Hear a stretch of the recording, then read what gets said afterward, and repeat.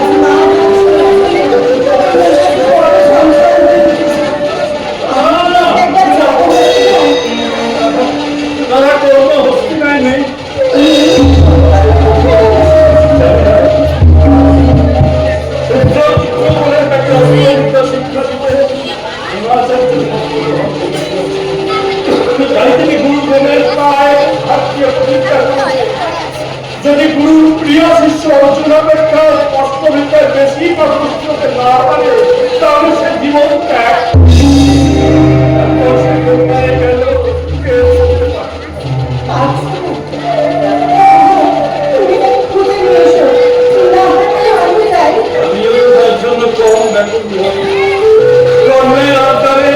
আমি তো তাকে হাত ধরে হস্তিনাপুরে যে শাস্ত্র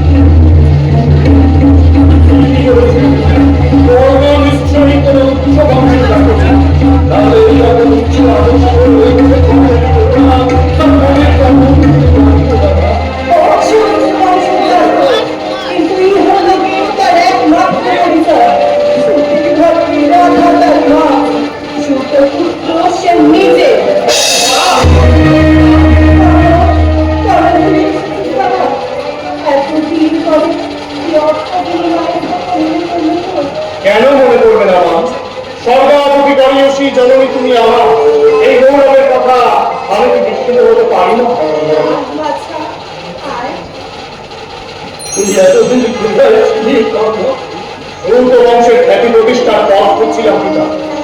গুরু দ্রোণাচার্যকে আমার কোটি কোটি প্রণাম। প্রত্যাখ্যানের দ্বারা তিনি আমার অন্তরে ছেড়ে দিয়েছেন অতি উচ্চ আশার সত্য একটি কবি।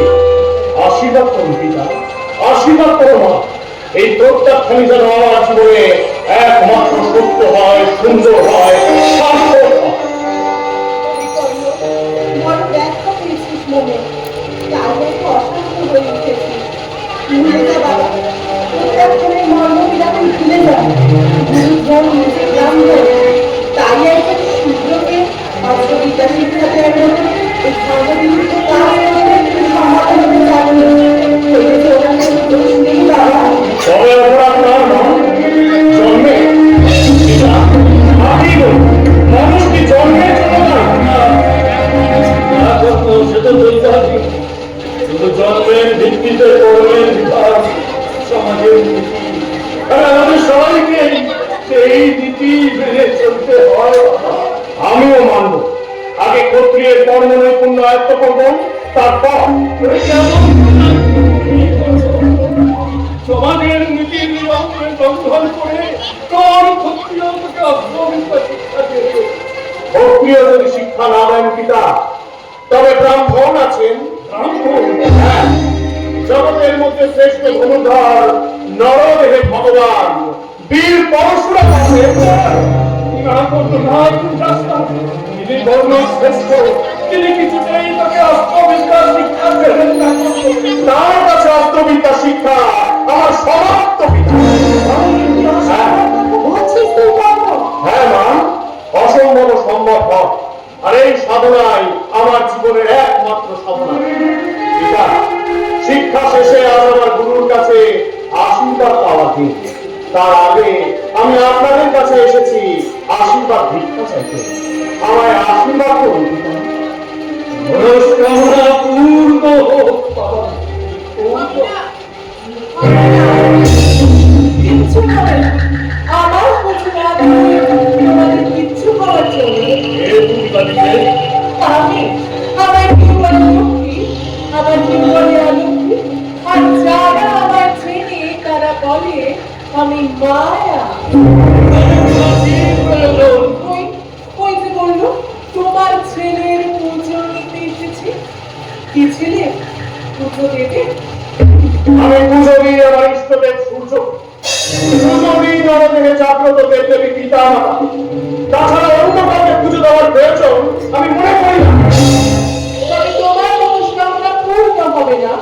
পিতা মাতার আশীর্বাদ ব্যর্থ। ব্যর্থ হবে? কে কে তুমি নারী? কর্ণের সম্মুখে দাঁড়িয়ে কথা বলতে সাহস পাও? আমি নিয়তি। নিয়তি? না না না, নিয়তিকে আমি বিশ্বাস করি না। নিয়তির দাসত্ব আমি স্বীকার করি না। আমি শুধু জানি পুরুষ সাহায্য। পিতা, পিতা আপনি আমার আশীর্বাদ করুন। সন্তান না চাইলেও পিতার আশীর্বাদ সবসময় তার সঙ্গে। কিন্তু এই বালিকার কথা শুনে আমার মনের ভেতরে ঝড় উঠেছে। আশীর্বাদের শুভ সংকেত সেই ঝড়ে আর প্রতিদিন শিক্ষা সমাপ্ত হয়ে গেছে। আর নাই বা কেনই গুরুটাকে। কিন্তু পিতা, গুরুর আশীর্বাদ ছাড়া শিষ্যের শিক্ষালাভ যে সম্পূর্ণ হয় না। যেতেই হবে। হ্যাঁ বালিকা, তুমি ওই কর্মের কথায় কিছু মনে করো না। আমি আর রাধা আমরা দুজনে তোমার পুজো দেবো। আমার তো সেটা ওদের জন্য কি চাইতে হবে। যদি কোনো আশীর্বাদ দিতে থাকে আমার তার কিনা লাগে। তুই বললো মেলে তুমি তাকে সুবিধে পারবে। ওই যে বললো তোমার ছেলে যদি আমার অশ্বতা শিকার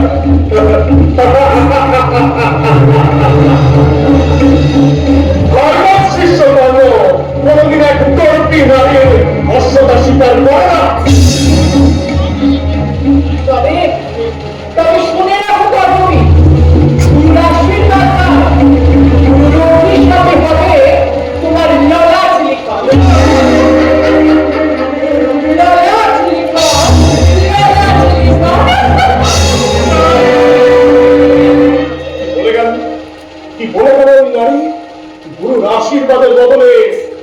অভিশাপ হবে আমার বাবার না না না না, নিয়তিকে আমি বিশ্বাস করি না। নিয়তির দাসত্ব আমি স্বীকার করি না। আদর্শ ভ্রষ্ট পুত্রকে তোমরা কি বলে সম্বোধন করবে মা? শোনো মা, শুনুন পিতা, তোমাদের আশীর্বাদ যদি পাই তাহলে ওই ভাগ্য বিধাতার অভিশাপ আমি গ্রাহ্য করি না, আমি গ্রাহ্য করি না।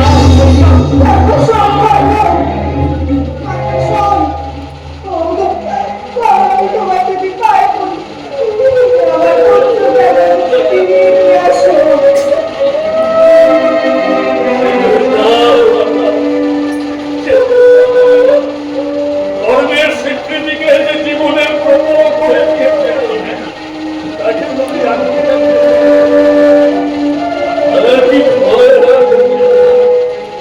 যখন কর্ম জানবে যে আমরা সত্যি ওরা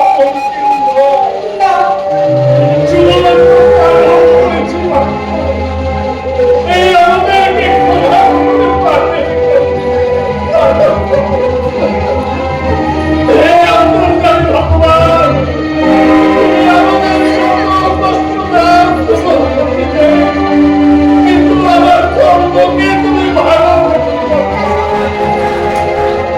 কর্মকে তুমি ভালোবাসো।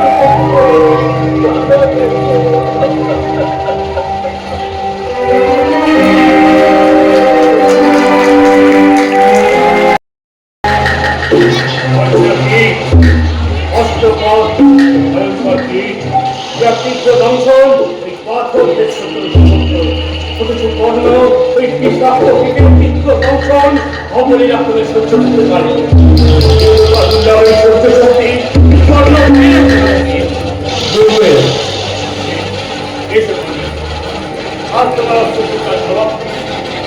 আমি আমার সমস্ত বিদ্যা যে সন্ধান এই জীবনে কেউ জানে না, সেই শিক্ষা তুমি লাভ করেছো। রবি অল্প সময় যে শিক্ষা লাভ করে তুমি আমাকে সমর্থিত করেছো। এবার আপনি আমাকে আশীর্বাদ করুন।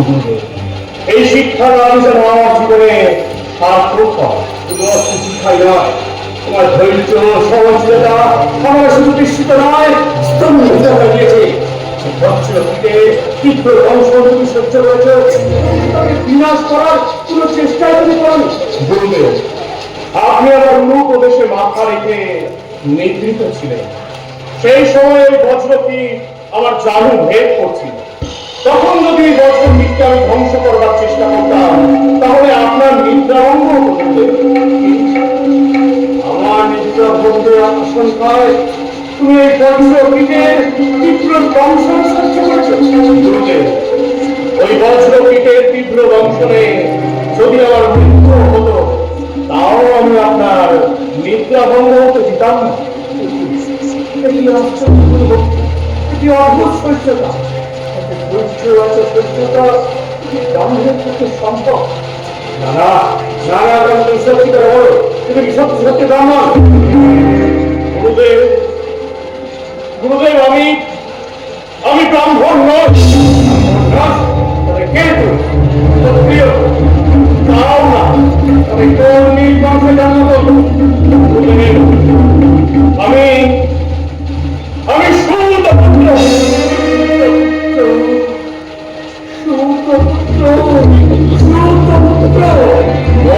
ধৃতরাষ্ট্রের রথের চালক অভিরাম আমার পিতা, আর রাধা আমার মা।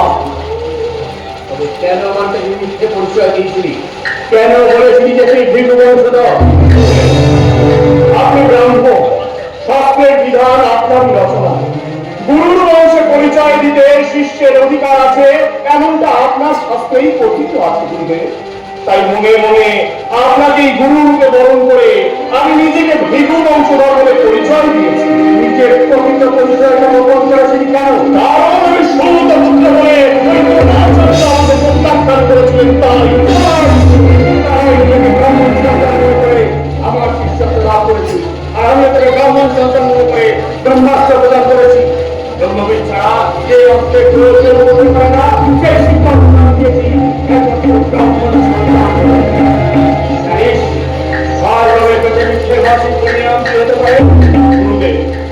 জীবনে শুধু একটি বার এই মিথ্যার আশ্রয় আমি নিয়েছি, তা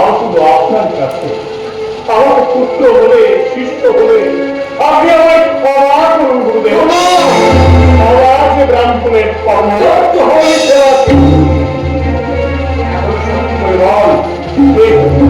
বলেছি বলেছি তো বলতে আমি শুরু তো পুত্র এখনো পারো না না না না জীবনে শুধু একটি মিথ্যার আশ্রয় নিয়েছি শুধুমাত্র শিক্ষা লাভের কারণে আমি সত্য সত্যই শুরু তো পুত্র সূর্য আসিতে খবর শুনলে তো থাকা সম্ভব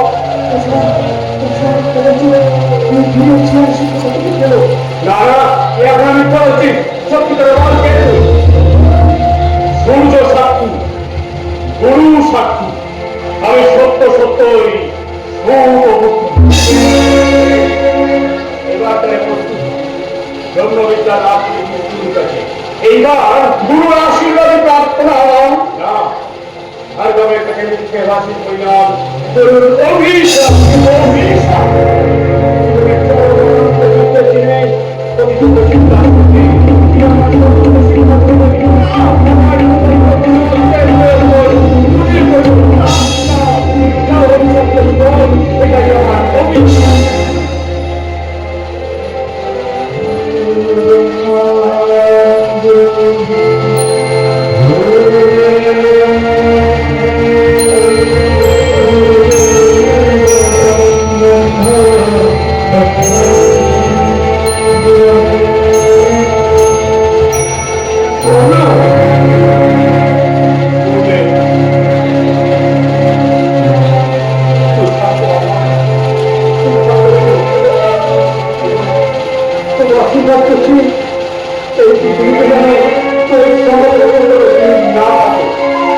এই আশীর্বাদী আমার জীবনে একমাত্র সান্ত্বনা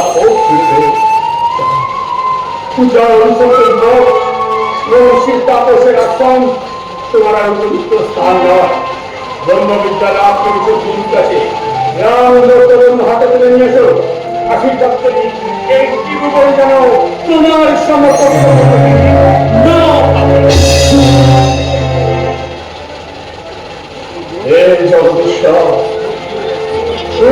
পুত্রের মনে অতি উচ্চ আশার সৃষ্টি করেছ আর সেই সঙ্গে সঙ্গে আজ তুমি উচ্চতা অর্জনের সমস্ত শক্তি কেড়ে নিয়েছ আমার দেব বিনোদন গুরুর কাছে অভিশাপ কৃষ্ণ জীবনের নবযাত্রা লগ্নে তুমি আমার প্রণাম গ্রহণ করবে প্রণাম গ্রহণ করবে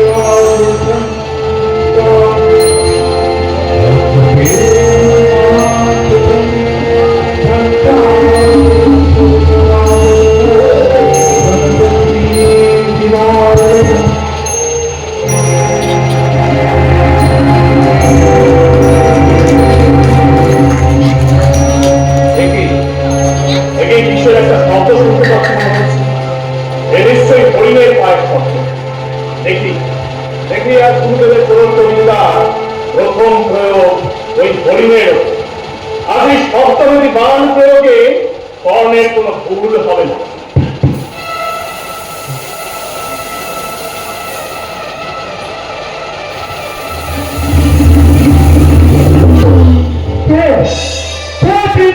করলো কোন দুর্বৃত্ত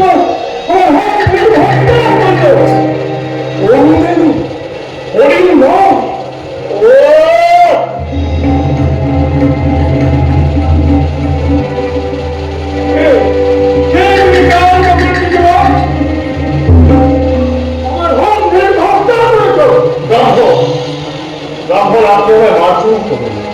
আমি স্বেচ্ছাক্রমে আপনার বন্ধুকে হত্যা করি মৃগ ভ্রমে আমি স্বনিত্য করেছিলাম কিন্তু মন্দ ভাগ্য আমার মৃত নয় গো হত্যা করলাম আমি কি করলাম আমি কি করলাম কি করেছ কি করেছ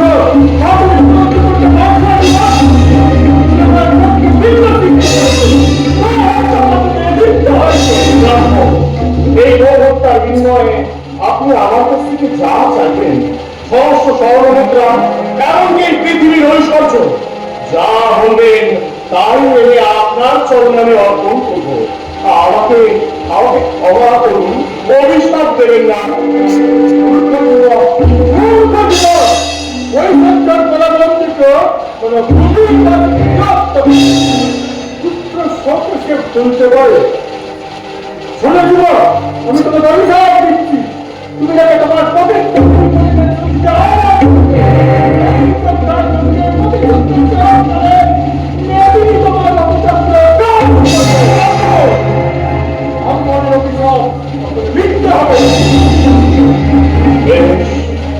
আমি তোমার দেওয়া অভিশাপ মাথা পেতে দিলাম।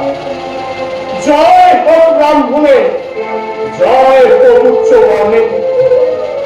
তবে হে ব্রাহ্মণ, আমাকে একটি প্রশ্নের উত্তর দিতে পারে? কি প্রশ্ন? যদি কেউ হীন কুলে জন্মগ্রহণ করেও ব্রাহ্মণের মতো সত্যাশ্রয়ী হন, তাহলে জন্মগ্রহণ করুন না কেন, ব্রাহ্মণের মতো সর্বপুত্র সর্বমান্য হবে। তবে হে ব্রাহ্মণ, জীবনের পর আমার উচ্চতা অর্জন, আর এই উচ্চতা অর্জনের পথে সত্যই হোক আমার একমাত্র আশ্রম। আজ আজ আপনার পদ স্পর্শ করে এই অঙ্গীকার আমি করবো, জীবনে কোনোদিন সত্য ভ্রষ্ট হবে না। আর প্রার্থী যদি চায় আমি জীবন দান করতেও পিছু পাব না।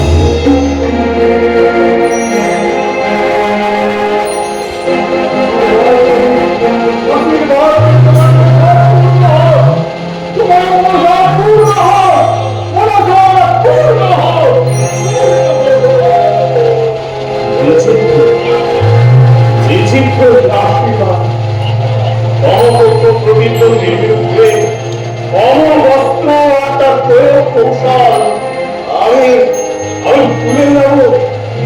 রক্তচক্র গ্রাস করবে এই মেদিনী।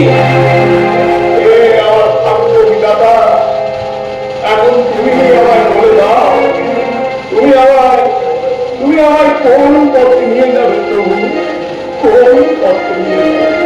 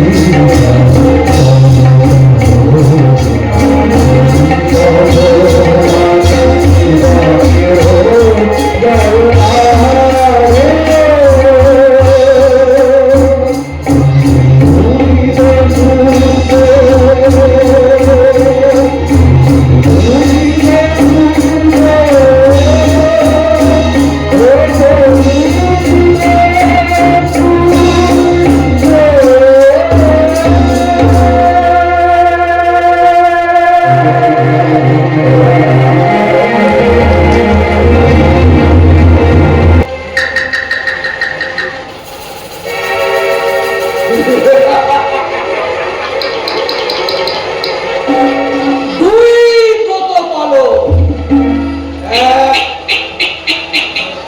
গৌরবফুল নিধন, দুই পিতৃহত্যা মাতৃহত্যার প্রতিশোধ গ্রহণ। একদিকে দুর্নীতি ভীম অর্জুন নকুল সহদেব পঞ্চপাণ্ডব, আর একদিকে দুর্যোধন দুঃশাসন সহ আদি শত কৌরব, শত ভাতা, শত ভাত।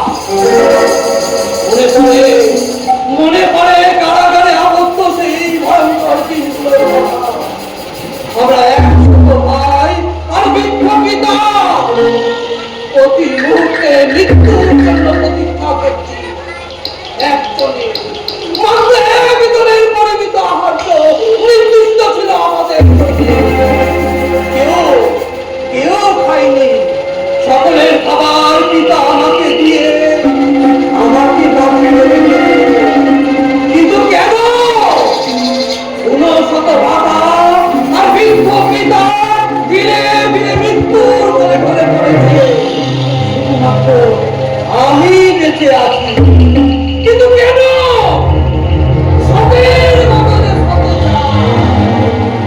একসাথে প্রাণের নাম রক্ষে জীবিত এই শকুনি একসাথে প্রাণ সন্ধান করে ওই অন্যের ঋণ পরিশোধ করবে।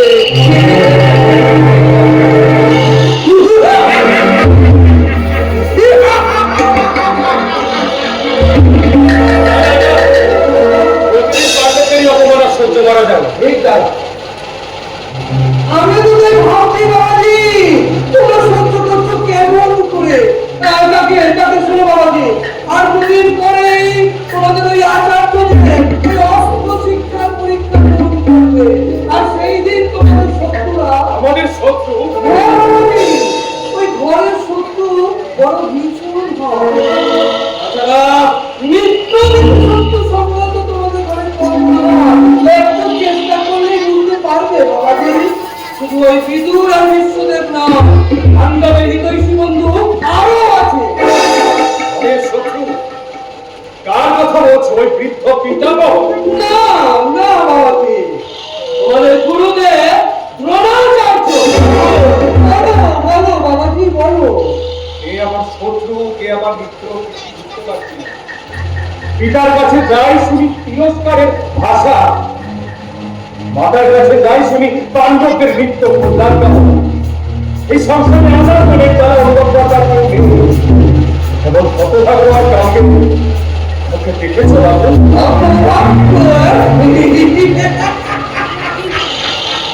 তোমার কাছে এলাম পরামর্শ চাইতে, তুমি বিষয়টা হেসে উড়িয়ে দিলে। বাবাজি, এত বড় একটা গুরুত্বপূর্ণ বিষয় আমি উড়িয়ে দিতে পারি না। মনের জ্বালাকে নিভতে দিও না বাবাজি। এই অন্তর জ্বালায় আমি আগুন জ্বালবো, আর সেই আগুনে নিঃশেষে বিনাশ হবে। না, একেবারে বিনাশ হবে না বাবাজি। ছাই হয়ে যাবে, বংশে বাতি দিতে কেউ থাকবে না। স্বয়ং বিষ্ণু যদি এর প্রতিবাদী হন, আমার উদ্দেশ্য বিফল যাবে না। সব অংশে বিভাগ, সব অংশে বিভাগ, সব অংশে বিভাগ।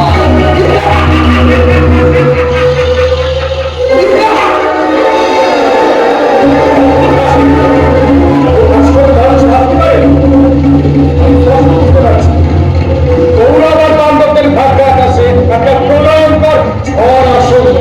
সেই ঝড়েকে দাঁড়িয়ে থাকবে তাকে কুকুরমতো ভেসে যাবে কিছুই জানি না। ভেসে যদি যাই দুঃখ নেই, কিন্তু যেন সম্মান না হারাই।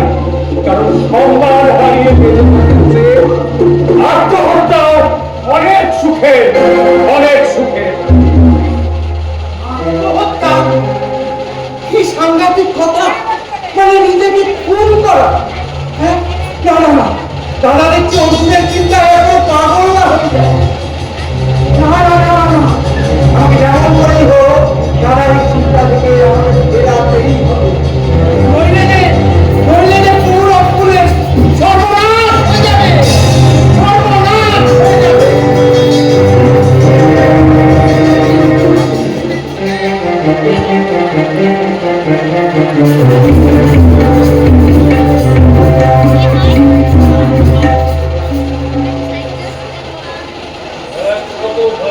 বিদ্যা শিক্ষা সম্পর্কে তোমার কি মতামত? একমাত্র অর্জুন ছাড়া কেউই আমার আত্মচিন্তা ঠিকমতো প্রয়োগ করতে শেখেনি। এর কারণ ঈশ্বরের আমি দোষ দেবো না, আমি আমার নিজের ব্যর্থতাকেই দায়ী করব। বিশ্বদের অস্ত্রবিদ্যা শিক্ষার ব্যাপারে তোমার যত্নের কোনো অভাব ছিল না। অভাব ছিল তা গ্রহণ করা তোমার শিষ্যদের ক্ষমতার অবশ্য ব্যতিক্রম অর্জুন। আগে আরো কারণ আছে। কি কারণ? আগে আপনি অর্জুনকে বেশি স্নেহ করেন আর তাকেই বেশি সময় করে শিক্ষা দান করেন। এই তো তোমার কল্পনার শুধু উক্তি আপনি দুর্যোধন যাবেন না, তার মুখেই শুধু দুর্যোধনের মুখে কি শুনবো? তাকে আমি জানি তার মন তোমার মতো কুটিল না। তোমার উপরে দুর্যোধনের না। ওই উক্তি আমার রাহুলের নয়। শুনলেন দেব, শুনলেন। শুনলাম কিন্তু বিশ্বাস করতে পারছি না। কেন বিশ্বাস করতে পারছেন না পিতামহ? আপনি আচার্যদেরকে জিজ্ঞাসা করুন, উনি অর্জুনকে ভিন্ন পদ্ধতিতে শর্ত শিক্ষা দেন। উনি এর উত্তর দিন। দুর্যোধন, মনে রেখো, শুধু চাইলেই হয় না, নেবার ক্ষমতা থাকাও দরকার। তোমাদের মধ্যে অর্জুনের ক্ষমতা অনেক বেশি, তাই তার গ্রহণ করার ক্ষমতাটাও বেশি। আর তাছাড়া সকলে তো সবকিছু আয়ত্ত করতে পারে না। একদম ঠিক। অর্জুন তো গদা যুদ্ধ জানে না, আবার ভীম দুঃশাসন ধনুর্বান ধরতেও জানে না। আমি ঠিক বলেছি, পাত্র ভেবে বস্তু ভেদ। ঠিক কথা, আমিও বুঝি, আমিও বুঝি, কিন্তু অর্জুনকে শেখাতে গেলে এত সময় নেওয়া হয়, সেটাই বুঝতে পারছি। কি বলো বাবাজি? লিখে বিষয় বেশি বোঝার চেষ্টা করো না, এতে সময় নষ্ট। মিথ্যে এসে কি বলছো বাবাজি? শুধু আমি কেন, দুঃশাসনকে জিজ্ঞাসা করুন, কেউ বলবে শিক্ষাদানের সময় আচার্যদেব আমাদের যথেষ্ট সময় দেয়। না নিলে যে লোকে তোকে খারাপ ঠেকাবে।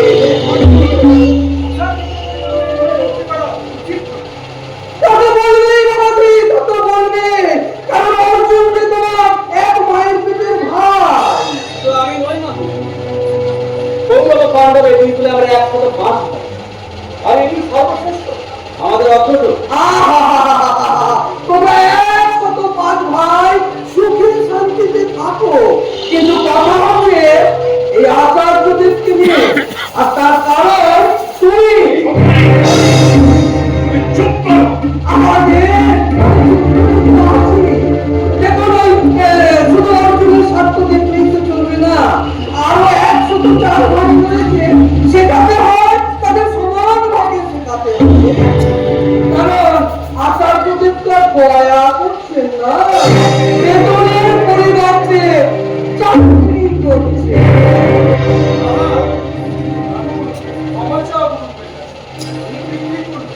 তার প্রতি এই ধরনের উক্তি অপমানজনক। ক্ষমা চাও না। না, ক্ষমা চাইবার দরকার নেই। শত্রুকে ঠিকমতোই বলেছে, আমি দরিদ্র ব্রাহ্মণ। রাজকুমারদের শিক্ষাদানের পরিবর্তে আমি অর্থ দিয়ে থাকি। তাই আমি শুধু দাস নই, আমি যে অন্য দাস। আমি কর্মক্ষমতার জন্য এখানে এসেছি, না, আজ তোমাদের পরীক্ষা গ্রহণের দিন। আমরা প্রস্তুত। আমরা এখান থেকে 500 হাত দূরে ওই গাছের মধ্যে একটা ছোট্ট সোনার পাখি নিতে যাবো। তোমরা কণ্ঠের সাহায্যে সেই পাখির শব্দটা শুনতে পাবে। আর শব্দ শুনে তোমাদের এই কানের দ্বারা সেই পাখির তন্তু বেশ করতে হবে।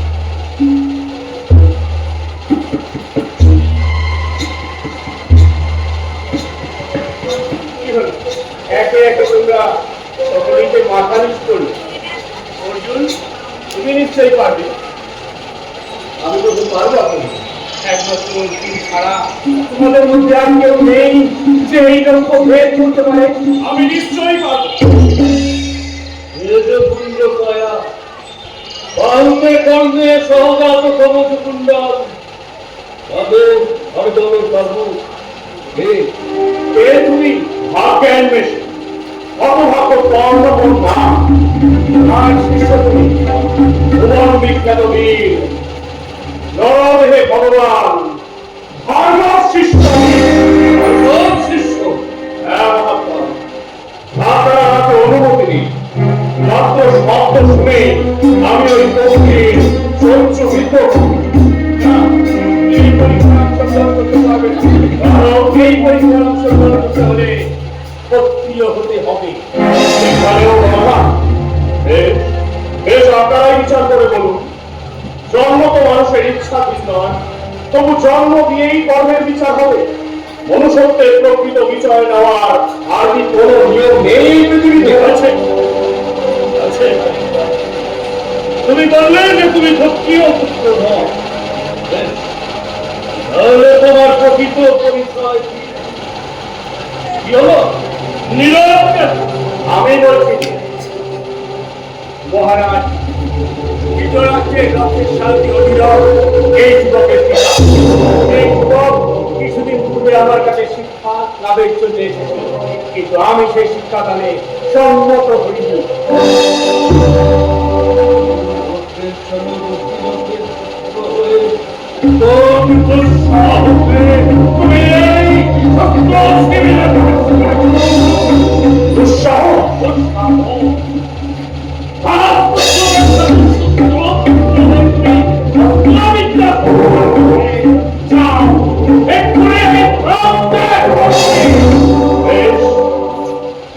চলেই যাচ্ছি তবে শুনে রাখো, আত্মবিপর্যয়ের স্রোতের বুকে আমি শৈবালের মতো ভেসে বেড়াচ্ছি।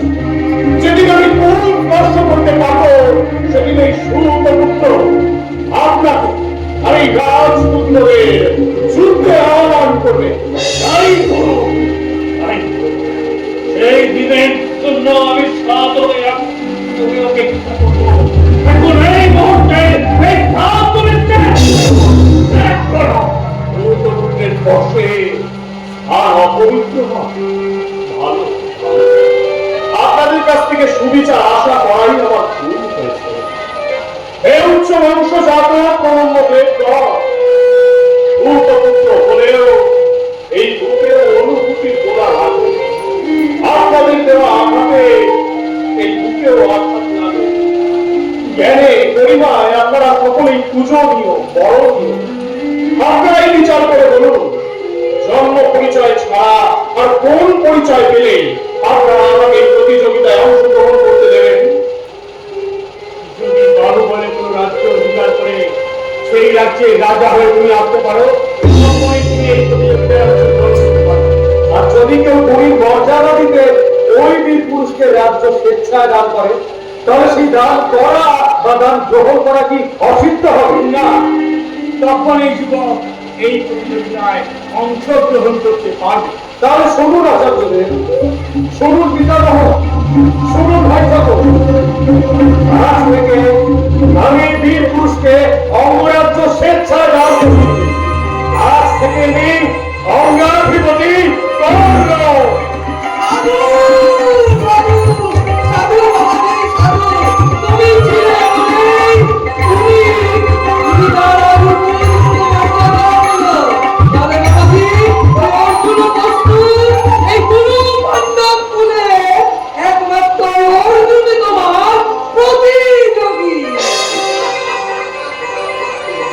তৃতীয় পাণ্ডব ধনঞ্জয়। আমি ভাগ্যবান। এসো বন্ধু, আমরা তোমার রাজ্যাভিষেকের আয়োজন করি। দুর্যোধন, তুমি এত মহৎ, এত উদার, আমি তোমার অপরিচিত একজন সামান্য অনুভব। তুমি আমার মিত্র বলে সম্বোধন করলে, আমার রাজ্য দান করলে। তোমার এই মান আমি চিরকাল স্মরণে রাখবো। প্রতিদানে আমার এই দুই বাহু আমারও তোমার সেবায় নিযুক্ত থাকবে। সাক্ষী থাকুক এই সভা সত্য, সাক্ষী থাকুক ওই দিনপর সূর্য। আমি মৃত্যুর আগের মুহূর্ত পর্যন্ত তা পালন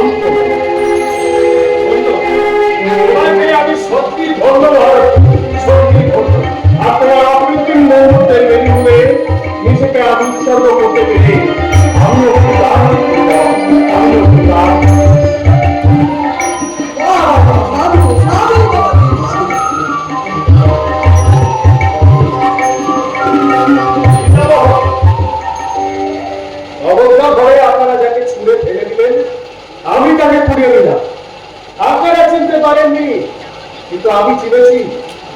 ও ওর ঠিক খাঁটি রত্ন, খাঁটি রত্ন। খাঁটি রত্নই বটে। শিষ্যগণ, আজ পরীক্ষা গ্রহণ এখানেই স্থগিত রইল। তোমরা একটা পরীক্ষা করো। চলো বাবাজি।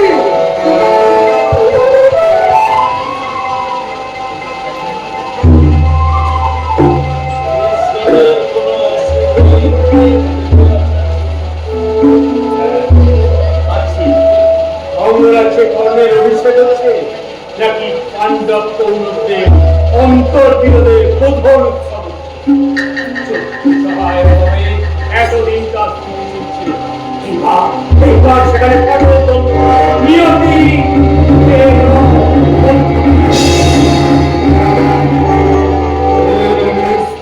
ভগবান হে মধ্যাহ্নের দেব দেবতা করে দাও আমায় কে সত্যি ওর আগমনে আমার দাম চক্ষু স্পন্দিত হচ্ছে কেন? কিসের অসময়কে হে নারায়ণ, তুমি গৌরব পাণ্ডবদের রক্ষা করো, তাদের তুমি রক্ষা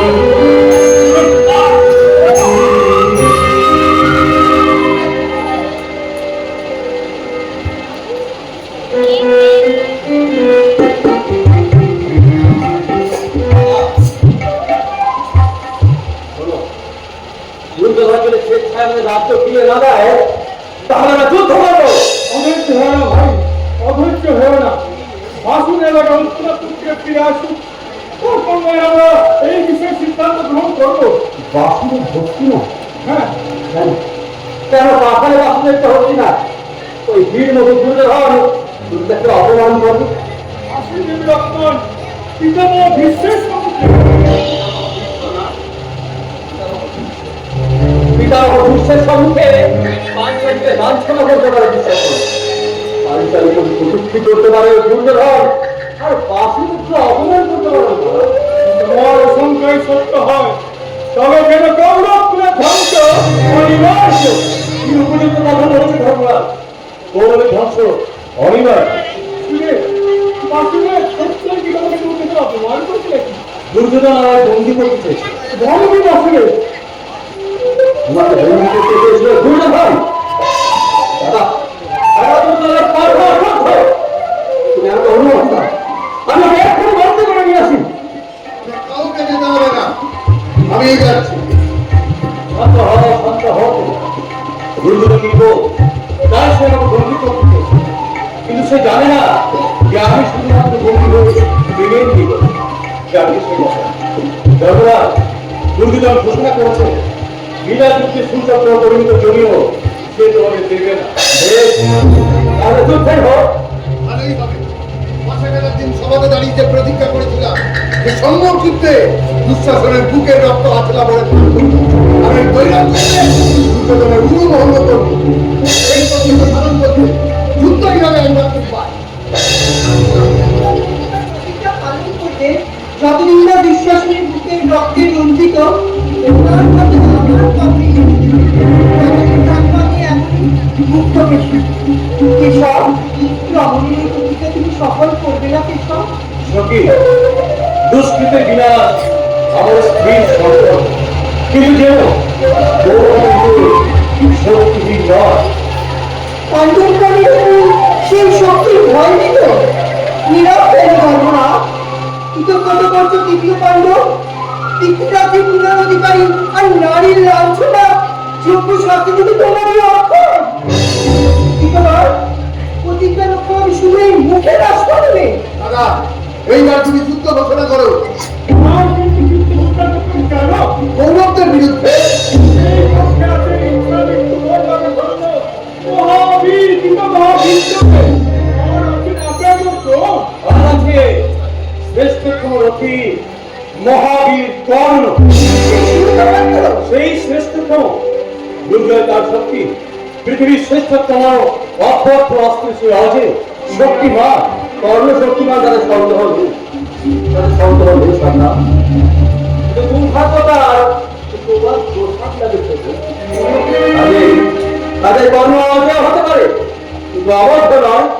তাহলে যুদ্ধ ঘোষণা স্থির ধর্মরাজ। আমার ইচ্ছে হয় আমি স্থির। দাদা, এইবার তুমি যুদ্ধ ঘোষণা করো। দুধ পাঠাও ওই গৌরবদের সবাই। দুর্যোধনকে বলে পাঠাও, যদুক দিয়ে যারা মরেনি, বনবাসী যারা গৃহীত হয়নি, ওই পাণ্ডবেরা তার কাছে করুণা চায় না, চায় সম্মুখে স্বাধীনতা প্রতিষ্ঠা করতে। তাদের বলো অধর্মের বিরুদ্ধে ধর্মের সমর্থনের জন্য তারা যখন পাশে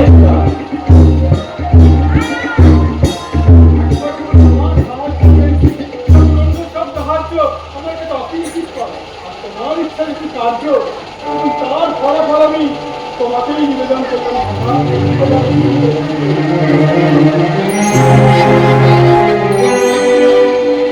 যদি যাচ্ছেন ত্রেতায় দশমের সব অংশ ধ্বংস হয়েছিল 26টা রশ্মিতে। রাতের গৌরব নিশ্চিন্ন হবে তোমার দিকের সাথে। আর পাণ্ডব ভাতা শুধু উপলক্ষ মাত্র। চলে না মা, গৌরব যদি ধ্বংস হয় তবে তোমারই উদ্দেশ্য সিদ্ধ করবে। আমার দুর্দশা সেহেতু তোমার উপলক্ষ মাত্র। মান অপমান হানি অশ্রু সবই তোমার চরণে সমর্পণ করবে। তোমার উদ্দেশ্য সাধনে আমার সাথে করে নিও। সুতরাং এই যুদ্ধ দায়িত্ব তোমার মনে রেখো, এই যুদ্ধ গৌরব পাণ্ডবের নয়। এই যুদ্ধ অধর্মের গ্লানি মুক্ত হাতে ধর্ম সংস্থাপন যুদ্ধ। অর্থাৎ বজ্রের চেয়ে কত ভঙ্গ, মৃত্যুর চেয়ে নির্মম হয়, যন্ত্রের চেয়ে আরো আজ্ঞাদায়ী হয়। প্রস্তুত হও ধনঞ্জয়, প্রস্তুত হও।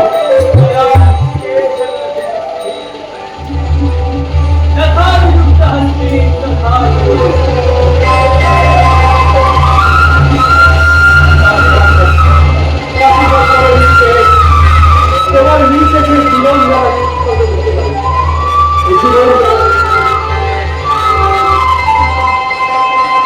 আয়োজন সম্পূর্ণ এবং তার কিছু করবে প্রথম সেনাপতি ভীষ্ম, আমার প্রথম চিন্তা। দ্বিতীয় সেনাপতি দ্রোণাচার্য, আমার দ্বিতীয় চিন্তা। আর তৃতীয় সেনাপতি মহাবীর কর্ণ। তবুও পাণ্ডবদের জয়ী হতেই হবে, নইলে আমার উদ্দেশ্য সিদ্ধ হবে না। কোন মহান উদ্দেশ্য সাধনের আলোচনা সম্পূর্ণ করতে চলেছ তুমি শিক্ষক? অধর্মের বিনাশ সাধনের। অধর্মের বিনাশ? এ অঘাতী কুন্তি বিদায় উৎপাদন। তুমি বীর পঞ্চপুত্রের জননী, তোমার এই দুর্বলতা সাধন করবে। ষষ্ঠ পুত্রের জন্ম নিয়ে তিনি সপ্তপুত্রে জ্যেষ্ঠ আজ পঞ্চপুত্রের করিয়ার আমি সত্যই ভাগ্যদোষে আজ মহাবীর কর্ণ নিশ্চিত ধ্বংসের সম্মুখে।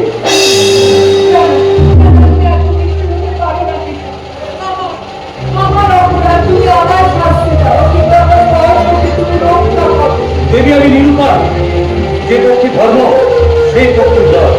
এই নিয়ম এই নিয়ম অনন্তকালের শাস্ত্রের নিয়ম।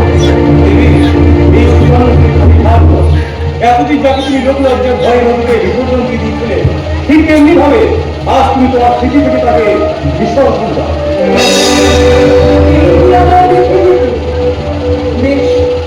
বেশ তোমার যা ইচ্ছা তুমি করো, কিন্তু আমার কর্মকে রক্ষা করার কি কোনো উপায় নেই? না নেই দেবী, শোনো তুমি, অসত্যের বিরুদ্ধে সত্যকে জয়ী করতেই আমার জীবন ধারণ। আরো শোনো,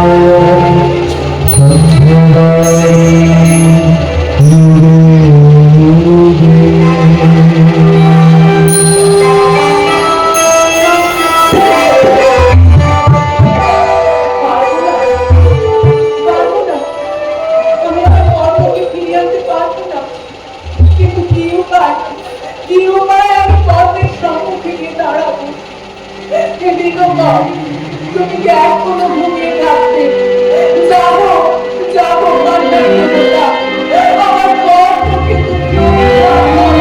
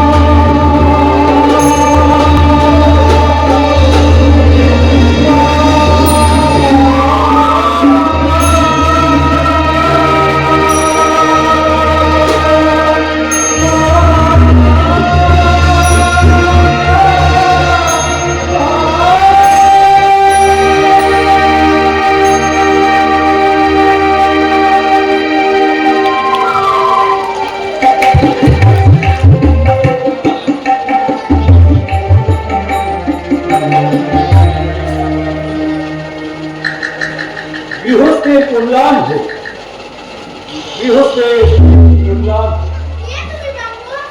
আমি ক্ষুধার্ত ব্রাহ্মণ, বহু দূর থেকে এসেছি অঙ্গরাজের অতিথি সেবা গ্রহণ করব।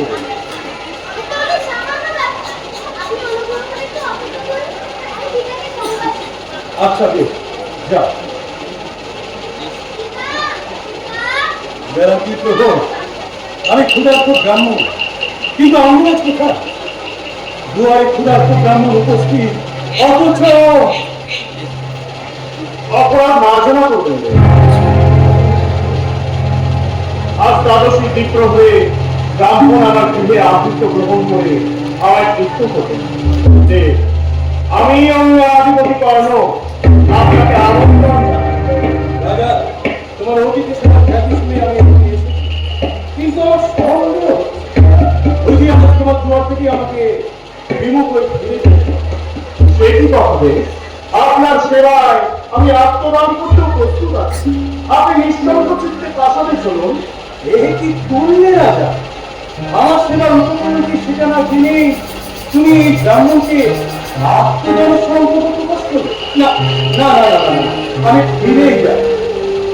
কারণ ব্রাহ্মণ, আপনার সেবায় এই দিন কর্ম তার সংকল্প সিদ্ধ করবে। বলুন আপনার সেবার উপকরণ কি? আচ্ছা বেশ, তোমার সন্তান থেকে ডাকো।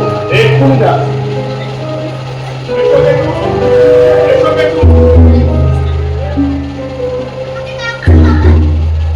ওই দেখো বাবা, তোমার নাম তো উপস্থিত। যাও, ওনাকে প্রণাম করো।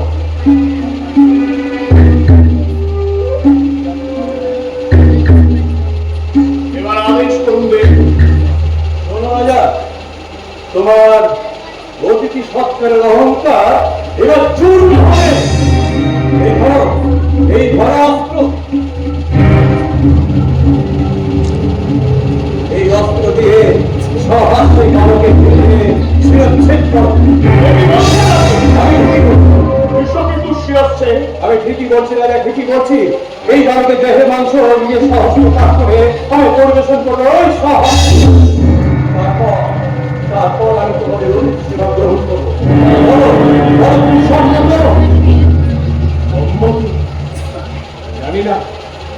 জানি না সত্যি তুমি কোনো পুরাতন ব্রাহ্মণ নাকি ছলনাময় কোনো দেবতা। জানি না কোন ক্ষুধা কাতর তোমার শিশুর কাছে যন্ত্র। জানি না এই সৃষ্টির মাঝে কোন বিনবহারা সৃষ্টি আমি নিজে। বিশ্বকেতু বাবা, তোমার ব্রাহ্মণ উপস্থিত গরিব কীর্তির জন্য আত্মপরিত্রাণ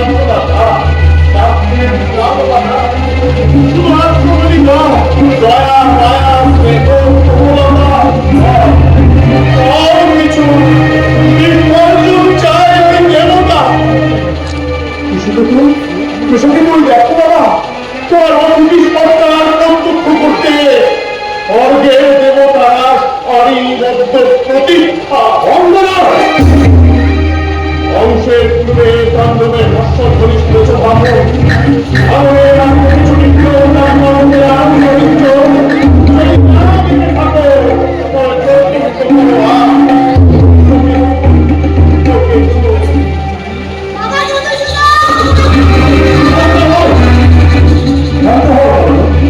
শান্ত হও।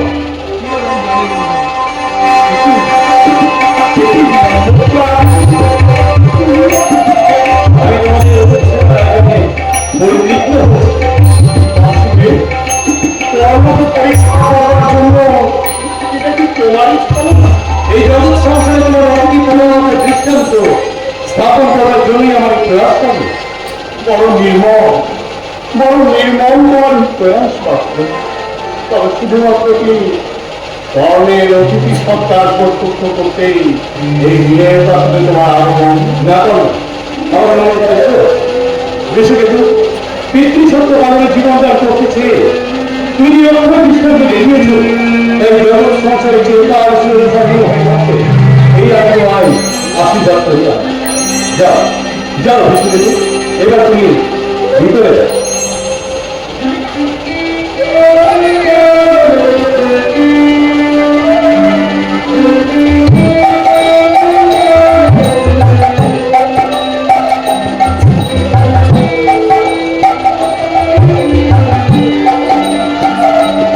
এবার বলো তার যুদ্ধ আরম্ভ হবে।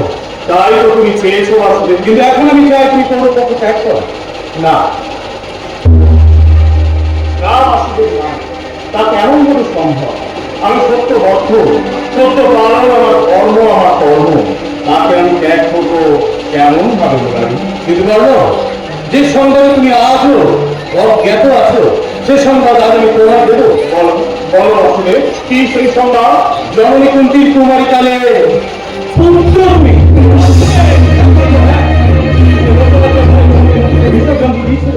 আর অধীরতার সাথে তোমার কোনো বিশেষ সম্পর্ক নেই। সে শুধুমাত্র তোমাকে মানুষ করেছে। বাসুদেব এই সংবাদ যদি আমাকে অন্য কেউ দিত তাহলে তাহলে তাকে আমি মিথ্যাবাদী বলতাম। অবিশ্বাস করলে বলো, আমি তোমার সাথে ধারণা করছি না। করছো না? কল্যাণ করছো না?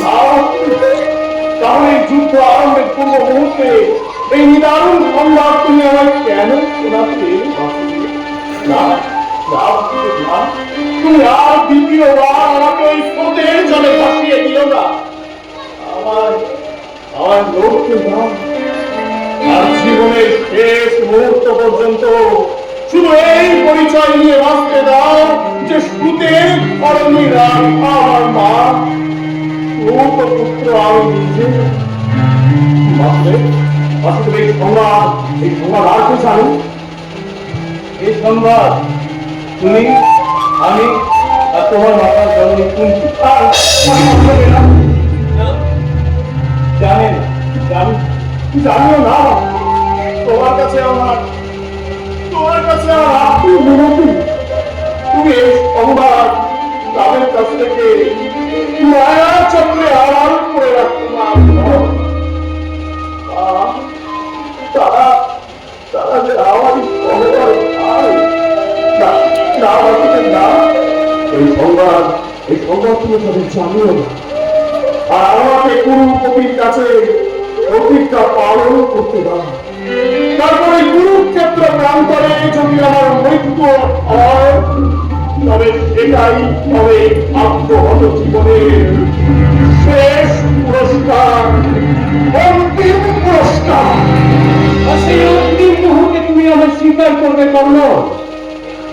স্বেচ্ছায় যখন তুমি কর্তব্য ত্যাগ করলেই না, তখন কবচকুণ্ডহীন হয়ে এই পৃথিবী থেকে তোমাকে বিদায় নিতে হবে।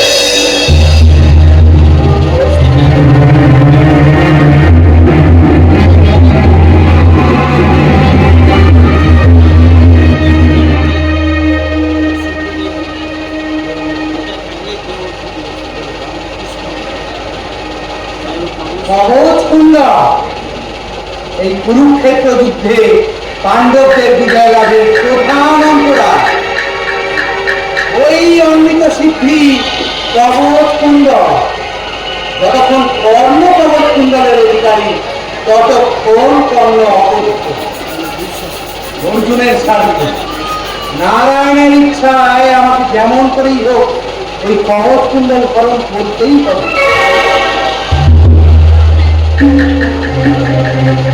ওই তো দিকেই আমাকে রামবনের ছত্রকে ধারণ করে কর্ণের সম্মুখীন হতে হবে।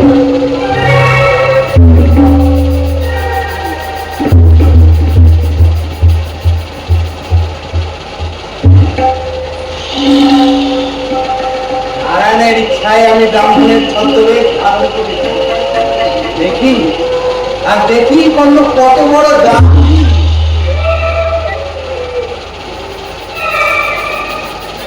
আদেশ করুন ব্রাহ্মণ, কি দান পেলে আপনি সন্তুষ্ট হবেন?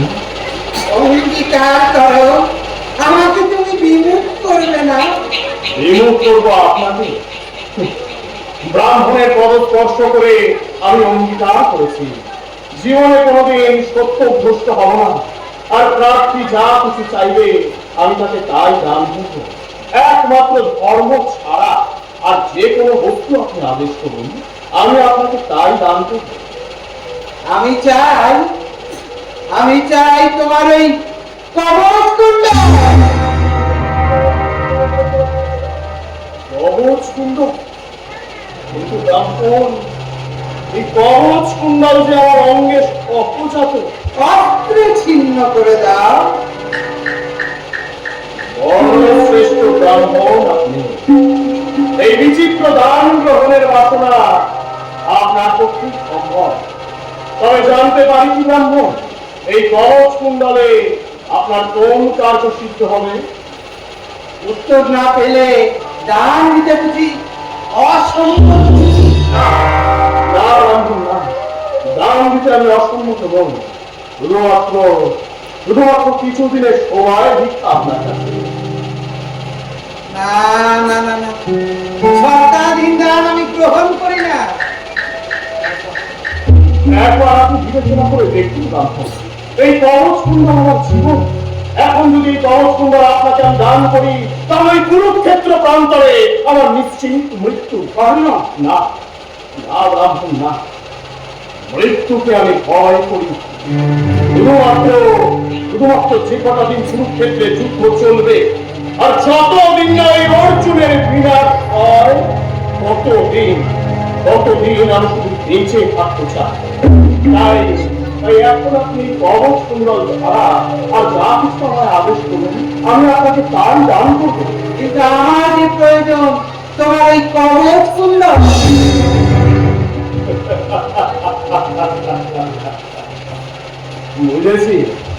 বুঝেছি রাম, কর্ণের মৃত্যুই আপনার আসল প্রয়োজন। নাম যত যখন শুরু করেছিলে তখন বুঝি ওই কবচ কুণ্ডলের কথা মনে হতে হয়। বেশ বেশ, ভালো, আমি ফিরে যাই।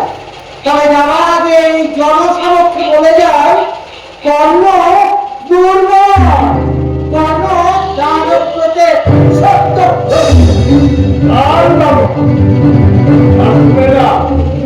এই সমগ্র দেশ সমাজ নীতিগ্রস্ত হতে পারে, কিন্তু কর্ম কোনদিন সত্যগ্রস্ত হতে চায় না। তুমিও দেখে যাও ব্রাহ্মণ, কর্ম কারণে কর্ম অঞ্চল, কর্ম কারণে সে ক্ষমতা কি তারা এই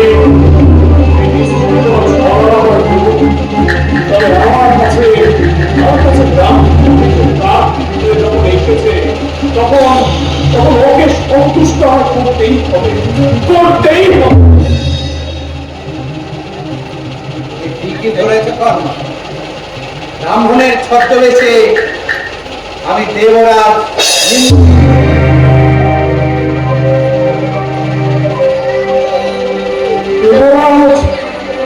দেবরাজ অত আরো কি প্রয়োজন ছিল দেবরাজ? স্বর্গের দেবতা এসেছে মর্তের মানবের কাছে দান গ্রহণ করতে। এই যে আমার দানব ব্রতের শ্রেষ্ঠ ইষ্ট ফল। দেবরাজ তোমার ওই পুষ্পারী দেশ দেখতে বড় সুন্দর রূপ। আমি আস্তে আস্তে নিজের হৃৎপিণ্ড ছিঁড়েও আমার দান করতে পারতাম।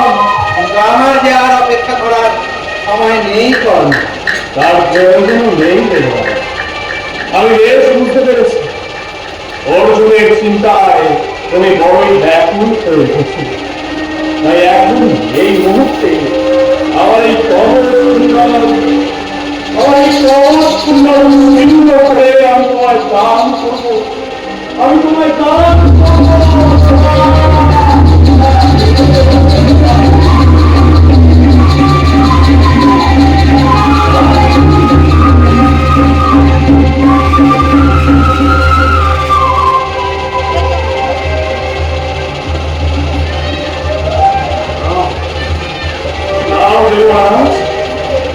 আমার দান তুমি গ্রহণ করো। আর বলো তুমি কৃষ্ণ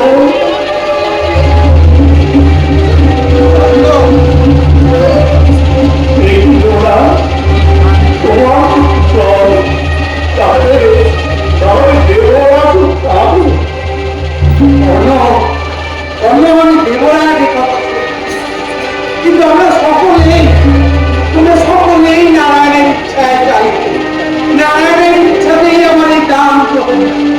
হে ত্রিজগতের শ্রেষ্ঠদাতা সত্যসন্ধ মহাত্মা, তোর দান আমি গ্রহণ করলাম ঠিকই, তোমার বিনিময় দেওয়া আমার এই এক ভাবি যার নাম স্মরণ করে তুমি এই অর্থ প্রয়োগ করবে, তার বিনাশ অবসম্ভব বিরোধী কাজ সাধনে এই অর্থ ব্যর্থ করে। এই উপহার তুমি গ্রহণ করো, এই উপহার তুমি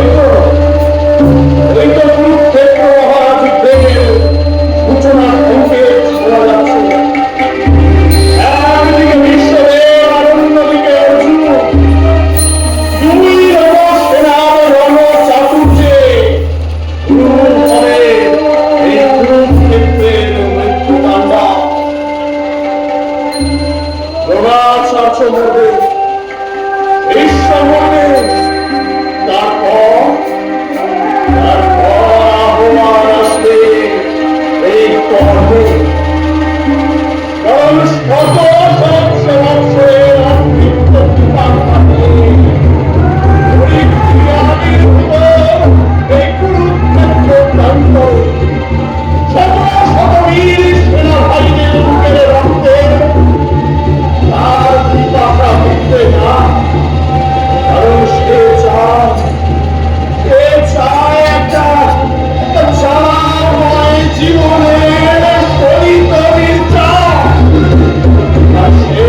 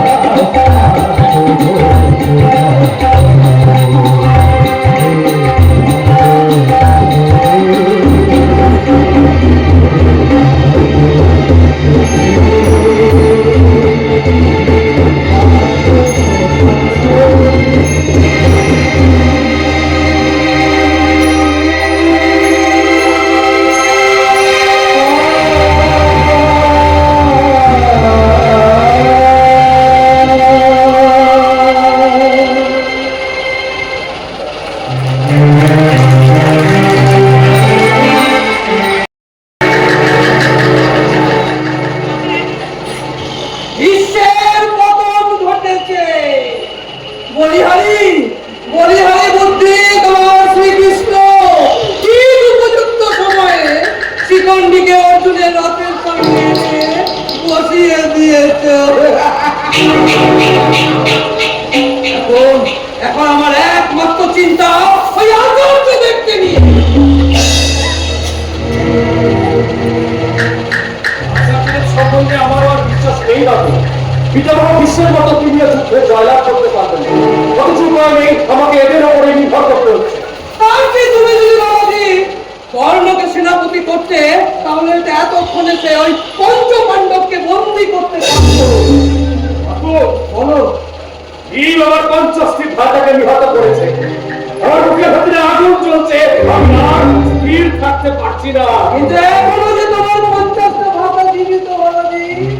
হ্যাঁ, তুমি কোনো ভয় পেও না, কারো কথা শোনো না।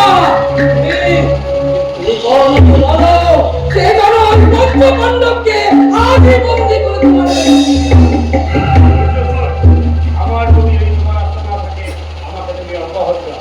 কিন্তু আমি যতক্ষণ সেনাপতি, ততক্ষণ আমি আমার নির্দেশটা অমান্য করতে দেবো না। আপনার নির্দেশ আমি অমান্য করছি না, কিন্তু দুঃখের বিষয় আপনি যুধিষ্ঠিরকে এখনো বন্দী করতে পারবেন না। যুধিষ্ঠিরকে আমি আজই বন্দী করে আমি আসছি। কর্ণ যেন আমার সম্মুখে না আসে। কারণ ওই পক্ষে ভীম আর সেনাপতি মিশে। তুমি যাও, ভীমের সম্মুখীন হও। তারপর ওই যুধিষ্ঠিরকে বন্দী করে আমি তোমার সামনে হাজির করব। ত্রিভান্তা ভীমের মৃত্যু ছাড়া আমি আর কিছুই দেখতে পাচ্ছি না মাতন। দেববর্ষে আচার্যদের দুর্বল হতে পারে, কিন্তু আমি নির্মম। ওই সোনাটা কোনো পক্ষে আলাদা। আমি অগ্রসর হই, কর্ণের সঙ্গে মিলিত হন, তাকে জানানো করবো। এই সম্পর্কে সেই আমার একমাত্র ভরসা মাতুন, সেই আমার একমাত্র ভরসা। ভরসা 50টা ভাতা মরে গেছে, এখনো বলছে ভরসা। তাহলে আমার ভরসা কি?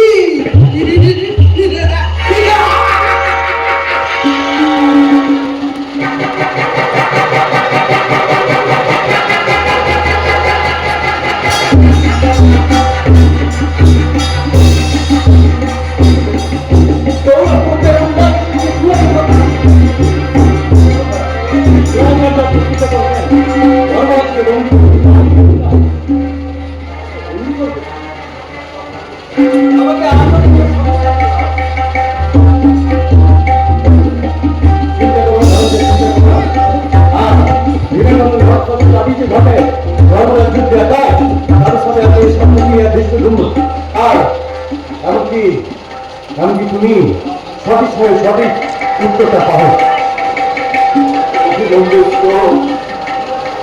আমি এখনো বুঝতে পারিনি কথা। তাহলে তো যুদ্ধে রাখলেন ধর্মরাজ। জানি না কি লেখা আছে অফিসকে, বীরের অফিসকে নিয়ে তুমি চিন্তা করো না। ধর্মজল স্মরণ করো, এই সেই কর্ণ অভিমন্যু হবে শক্ত ছিল এক লক্ষ্মী। অভিমন্যু আমি পরে সামগ্রী হতে চাই, এখনো সময় নয়। উপযুক্ত সময় আমি তোমাকে কর্ণের সম্মুখীন করবো। এখন তুমি আমার সঙ্গে কথা এসো।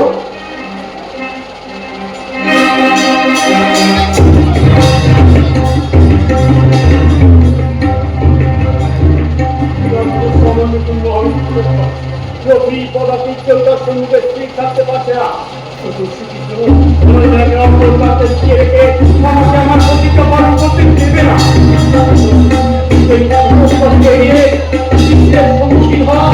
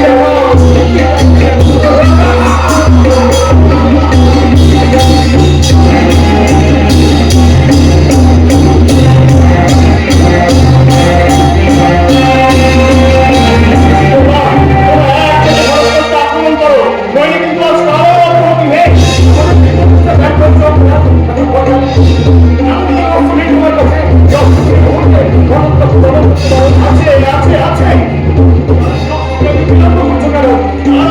এই অস্ত্র ঢুকতে রেখেছি তখন অর্জুনকে বাদ করে তুমি কোন সুযোগে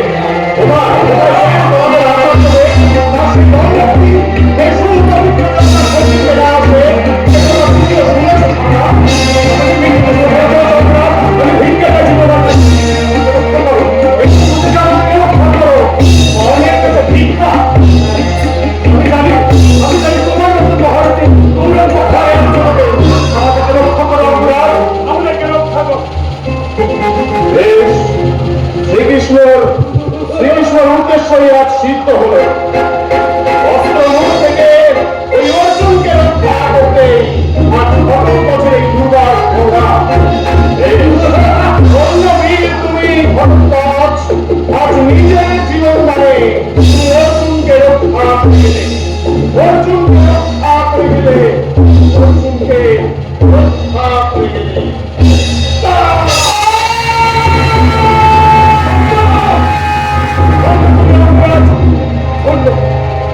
ঘটকের পতন ঘটল যুদ্ধক্ষেত্রে না, কুরুপতি না, ঘটকের পতন না, পতন ঘটল অর্জুনের হাতে কর্ণে। কুরুপতি আমার একা কুরুক্ষেত্রে যুদ্ধ শেষ, আর সেই সঙ্গে সঙ্গে কর্ণের জীবন আসছে। সৈন্যগণ ক্লান্ত হয় না, ঘটোৎকচ নিহত। এবার যেমন করে হোক ধর্মরাজ যুধিষ্ঠিরকে বন্দী করা চাই, বন্দী করা চাই।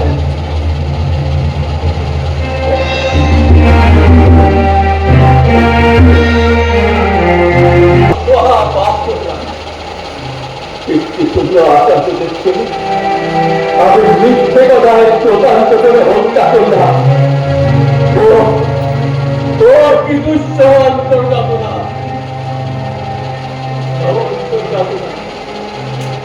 তবে কি এই নাম তবে কি এই নাম ধর্মের সমর্থন? তুই যুদ্ধক্ষেত্র থেকে শিবিরে চলে এলো, বাসুদেব তোমার কথায় আমি বিরক্ত চিন্তার মধ্যে সদারাম করি। তোমার উচিতে আমি আত্মীয় বান্ধবদের নিষ্ঠভাবে হত্যা করলাম। তোমার কথা চুপকে থেকে কাপড় আজাদের গ্রহণকে পর্যন্ত হত্যা করলাম।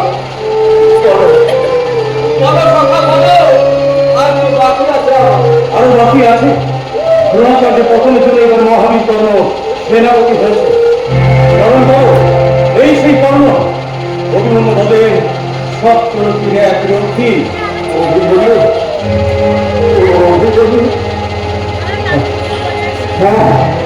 মনে পড়ছে এই সেই কর্ণ যে একা বিদ্রোহকে ঘটোৎকচকে বধ করেছে। অভিমন্যু হত্যার প্রতিশোধ নিতে তুমি যুদ্ধ বধ করছে, আর ঘটোৎকচ হত্যার প্রতিশোধ নেবে না তুমি?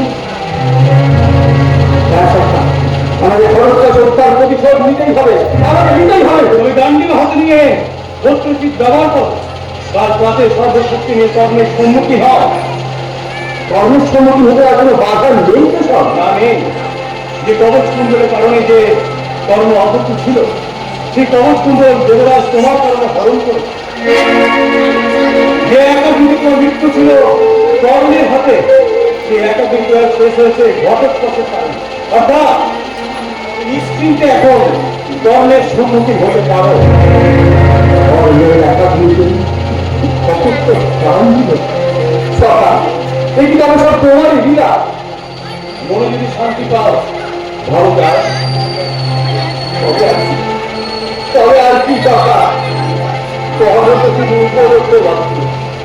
তুমি চেয়েছো তাই ভরতপতি বিহত হলো, তুমি চেয়েছো তাই কুরুক্ষেত্রে সবর প্রান্তরে রক্তের বন্যা রইল, সবর পাহাড় কমে আসত। ঘরে ঘরে নারী কণ্ঠের আর্তরাত, একসঙ্গে বেজে উঠল সভা, একসঙ্গে বেজে উঠল। দ্রোণ যদি তুমি কাজে হচ্ছে কেন ভয়ঙ্কর? তুমি যদি বুঝেই থাকো সবকিছু আমার নির্দেশে হচ্ছে, তবে কেন বিরাট শোনো, যতদিন না পর্যন্ত এই যুদ্ধ সমাপ্ত হচ্ছে, এই যুদ্ধে নির্দেশ তুমি আমার পালন করবে। স্বাভাবিক দুর্বলতার বন্ধুদের কথা তোমায় আমি বলেছি, তার জন্য আমার খুব মাফ করো। যতদিন না দুষ্কর্মে যুদ্ধ সমাপ্ত হয়, যতদিন না তোমার প্রাণ প্রসিদ্ধ হয়, ততদিন এই হৃদয় উজ্জ্বলিত হবে না। আত্মীয় অভিযোগ ব্যথায় নয়নে অশ্রু আর করবে না কেশব। ফলাফলের চিন্তা কল্পনা আর ভারাক্রান্ত হবে না কেশব, আর ভারাক্রান্ত হবে না। তবে এই অভিযোগ প্রত্যয় নিয়ে তুমি প্রস্তুত হও ধনঞ্জয়। মনে রেখো, কুরুক্ষেত্রের মহাযুদ্ধে সমাপ্ত হবে আর বেশি দেরি নেই। শান্তি সংস্থা করে তাহলেই তোমার নির্দেশ। আমি মাথা পেতে নিতাম কেশব, আমি মাথা পেতে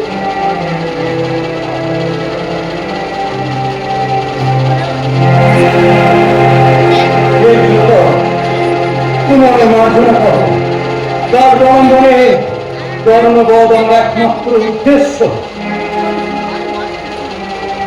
তোমার উদ্দেশ্য আমি সিদ্ধ হতে দেব না। দেবী, তুমি বীর পঞ্চপুত্র জানো, তাহলে তোমার এই দীর্ঘনিষ্ঠা। কেন তাকে তুমি জানো না ছড়ানো হোক? আমাকে সর্বহারা পাতার জন্য কোন ভক্তে নেশা করে ফেলতেছে? তোমাকে সর্বহারা করবার জন্য নয়, এই পৃথিবীকে ভারমুক্ত করবার জন্য আমার এই নব হত্যা। আর এই একই উদ্দেশ্যে আমার বারবার আবির্ভাব। এক বিচার, অধর্মের ক্ষয় আর ধর্মের জয়। যদি তোমার চরক্ষণে দিতে তারা বেঁচে রইল সব, আমি তারা উত্তর তারা অর্থাৎ রমণীরা। তবে যে শুনেছিলাম রমণীর অস্ত্রচর তোমার কর্মটাকে কারণ। ঠিক তাই, পাণ্ডবের কুলবতী যাজ্ঞসেনের অস্ত্রজয় আমার নর্মদায়ের কারণ। আর তাই ওই ধ্বংসযজ্ঞ আর ওই মহাযজ্ঞে দুষ্কৃতকারী রাবণী প্রদান হবে। আমার কর্মটাকে কারণ উপলব্ধি করার তোমার কোনো সময় হলো না, তাই না? বলো কেশব, কি উপায় আমি আমার কর্মকে মহারথকে নিবৃত্ত করতে পারি বলো? তখন এখন যেমনকে আরাধনা আছে, আরাধনা শেষে তুমি তাকে তোমার গুপ্ত কথা নিঃসংকোচে প্রকাশ করতে পারো। আমার মনে হয় তাকে কর্ণ যুদ্ধ থেকে নিবৃত্ত হতে পারে। তবে হ্যাঁ, কর্ণ ছাড়া এই সমস্ত কথা তুমি অন্যান্য পুত্রদের কখনোই বলবে না।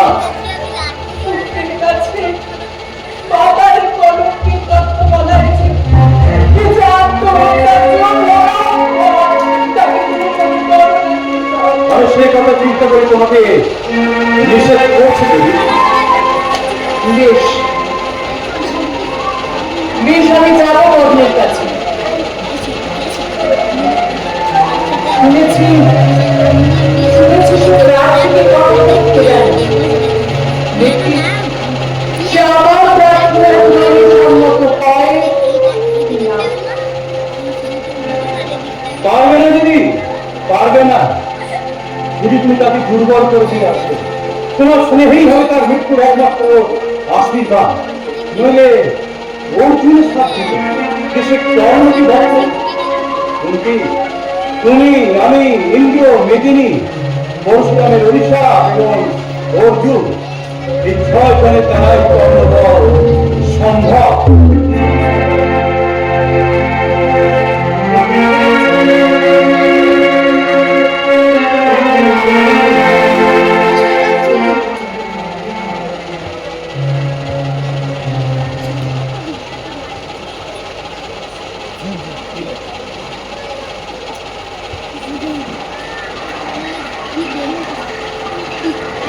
ভালো মাতৃকে হাতে শুরু হবে কুরুক্ষেত্রের মহারণ। আর আমি তার নাম হে আত্মার সঙ্গে আমি দেব নিরূপণ। তোমার বড় শত্রু আমার অস্ত্র মুখে প্রচলিত করবে, প্রচলিত করবে।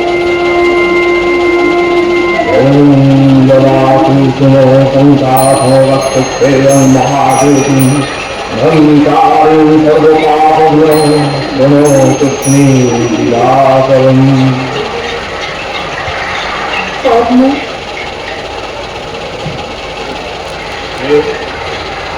এই সন্ধ্যার পরশ ছায়ায় নদী তীরে একাকী ভাগ্যদোষে আমি আজ অপরিচিত, আমি তোমার কাছে এসেছি। বল মা, কি তোমার প্রয়োজন? মা, রাম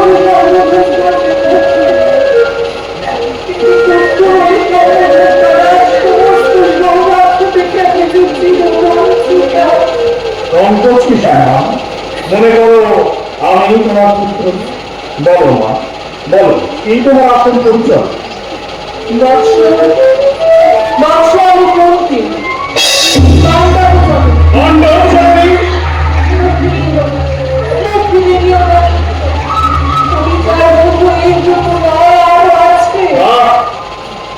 আর সেই পরিচয় আমি শুনতে চাই না। বলো বলো খণ্ডচরণ, ধর্মের কাছে এসেছো কোন প্রয়োজন? ভিক্ষা? ধর্মের কাছে ভিক্ষা? রাজমাতা এসেছে ভিক্ষুকের কাছে ভিক্ষা চাইতে? বেশ বেশ বড় খণ্ডচরণ, আমি ব্রাহ্মণের কাছে অঙ্গীকারবদ্ধ। প্রার্থী যা কিছু প্রার্থনা করবে আমি তাকে তাই দান করবো। একমাত্র ধর্ম ছাড়া আর যে কোনো বস্তু তুমি আদেশ করো আমি তোমার তাই দান করবো।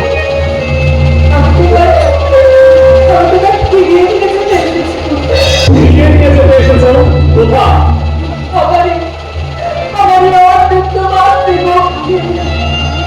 এই পঞ্চপুত্রের ভাগ্যবতী জননী, আর আমি অভাগা বীর রাধার মন্দ। কোন অধিকারে আমি পঞ্চ পাণ্ডবের পরম প্রিয় অংশ দাবি করবো মা? নিজ অধিকার কিসের অধিকার?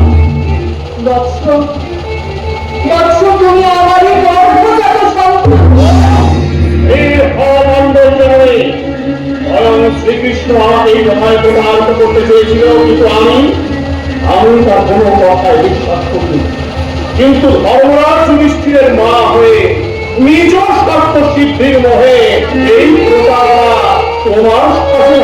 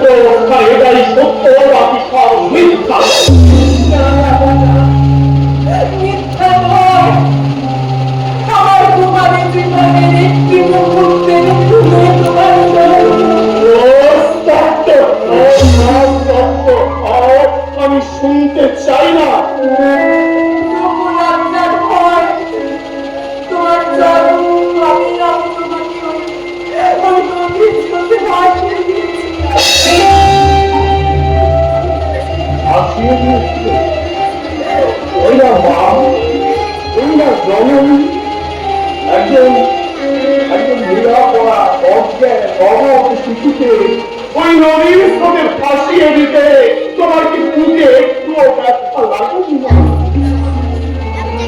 ফাঁসিয়ে দিলে কেন মা? ফাঁসিয়ে দিলে কেন? তার থেকে সেই শিশুটির জন্ম লগ্নেই তুমি তার গলাটিতে হত্যা করনি কেন? তাহলে তো তাকে আর জীবন এমন দুর্ভাগ্য হয়ে নিয়ে বেড়াতে হতো না। আচ্ছা মা, বলো সেই শিশুটিকে নদীর চোখের দিকে নিক্ষেপ করবার মুহূর্তে এক ফোটাটি সরে পড়েছিল সেই শিশুর লড়াতে। কিচ্ছু মনে নেই, তাই না? কিচ্ছু মনে নেই, কিন্তু আমি জানি না নিশ্চয়ই তোমার এক ফোঁটা অশ্রু সেই শিশুটির ললাটে পড়ে পড়েছিল। নইলে তার সারাটা জীবনের পথ কেমন বিচ্ছিন্ন হয়ে গেল, কেমন ভাবে মা।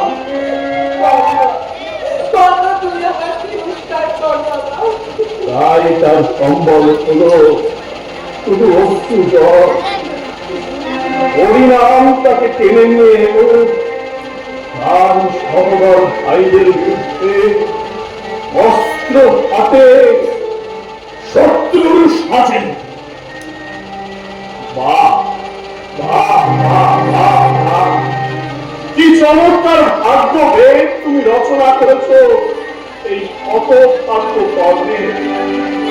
তিরস্কার নয় না, তিরস্কার নয়, তুমি আমার নমস্কার গ্রহণ করো, নমস্কার।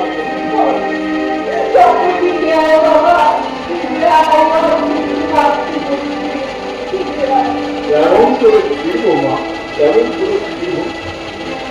একদিন যে মাতৃত্ব থেকে তুমি আমায় বঞ্চিত করে দিয়েছিলে, আজ তা ফিরিয়ে দেবে কেমন ভাবে? আমি ভাবতে থেকে তুমি জ্যেষ্ঠ হয়ে তোমার কনিষ্ঠ থাকাতে তুমি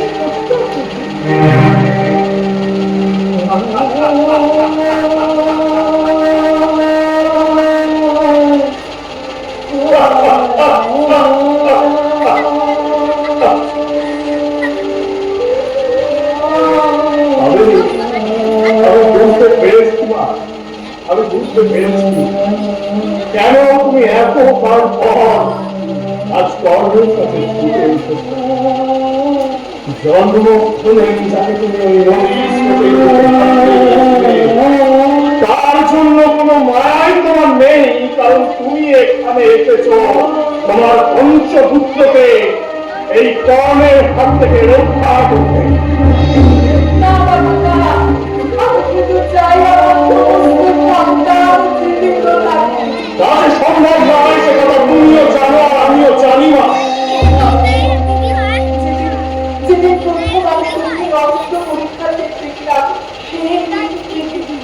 আমি রোজ ভগবানের কাছে প্রার্থনা করে বলি, ভগবান আমার অপরাধ, তুমি আমায় শান্তি দাও, কিন্তু আমার সমস্ত সন্তান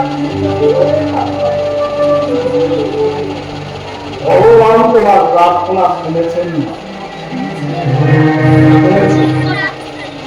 দান চাইতে এসেছিলে না, তাই আমি দান দিচ্ছি, গ্রহণ কর।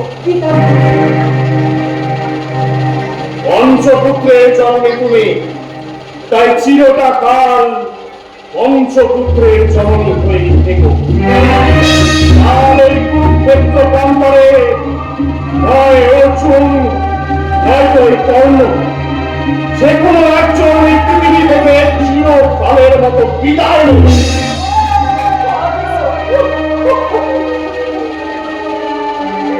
ভয় পেও না, ভয় পেও না। অর্জুন মরবেন, মরবে এই কর্ণ, যাকে এতদিন আমার প্রতিদ্বন্দ্বী বলে ছেড়ে এসেছি। আজ জানতে পারছি সে যে আমারই ভক্তের ভাব। তাই আয়ের বুকে আমি শরীর আঘাত করতে পারবো না, পারবো না। আস্তে আস্তে মনুষ্যের হাতে আমি প্রাণ দেব।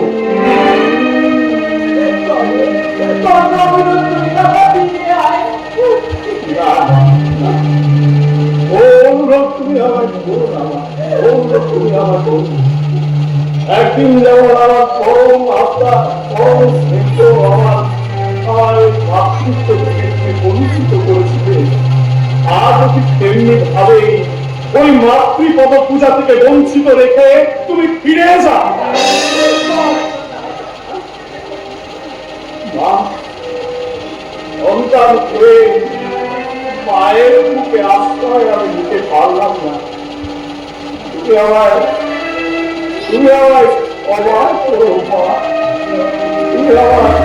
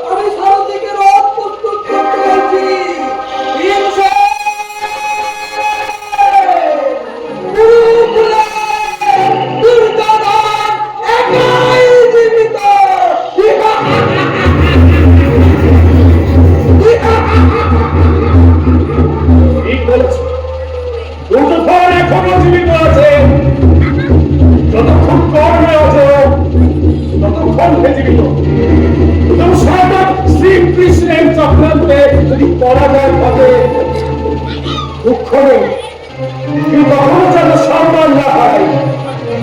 এবং সব আমাকে বেঁচে থাকাতে আত্মহত্যা অনেক সুখে, অনেক সুখে।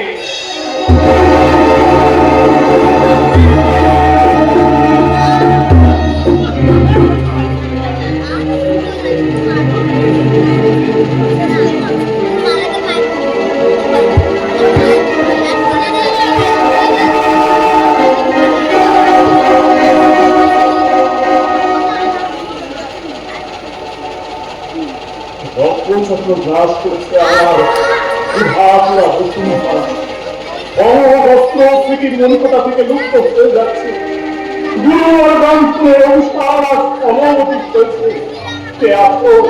কে আছো বন্ধু, আমাকে একটা রথ আর একটা অস্ত্র দিয়ে সাহায্য করো। কোথায় গেল? কোথায় গেল? রথহীন কারণে বন্ধ মধ্যে বন্ধ। ওই যে অর্জুন আসছে আমাকে বধ করতে। আমার নিঃশ্বাসের প্রহার সহ্য করার ক্ষমতা যে অর্জুনের নেই, সে আসছে আমার বধ করতে। তার পর কৃষ্ণ,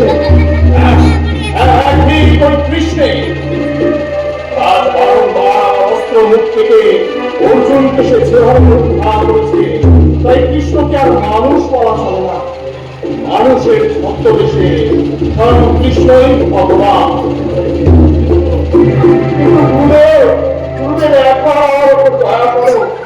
একবার তোমার অস্ত্র আমাকে প্রয়োগ করার অবকাশ দাও।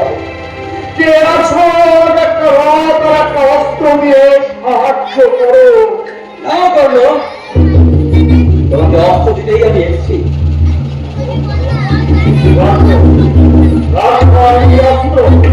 আমাকে রথের চাকা আমাকে তুলতে দাও।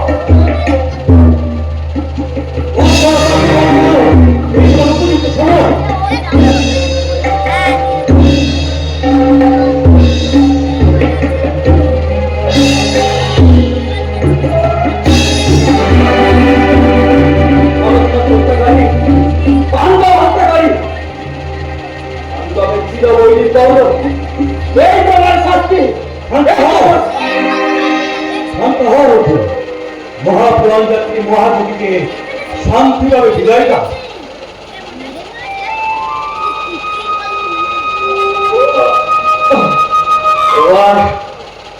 আমি কি বলে সম্বোধন করবো? কৃষ্ণ, আমি তোমার স্নেহাকাঙ্ক্ষী ভাব না না কৃষ্ণ, না, তুমি স্বয়ং ভগবান।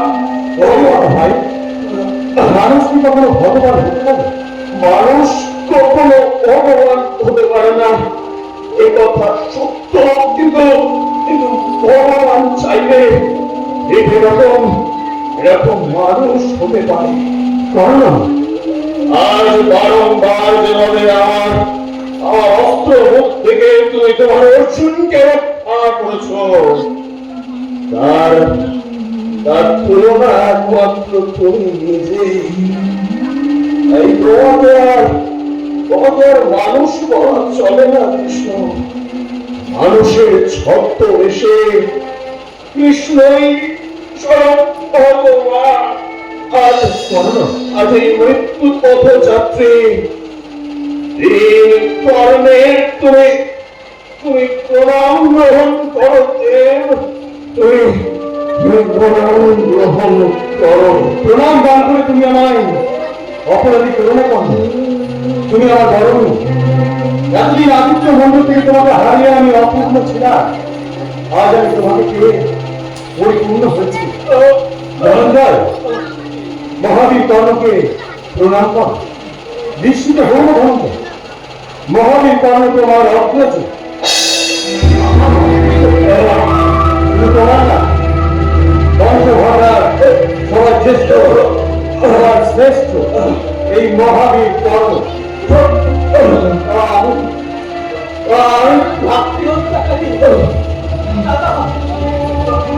দাদা, আমি তোমাকে খেতে পারিনি দাদা।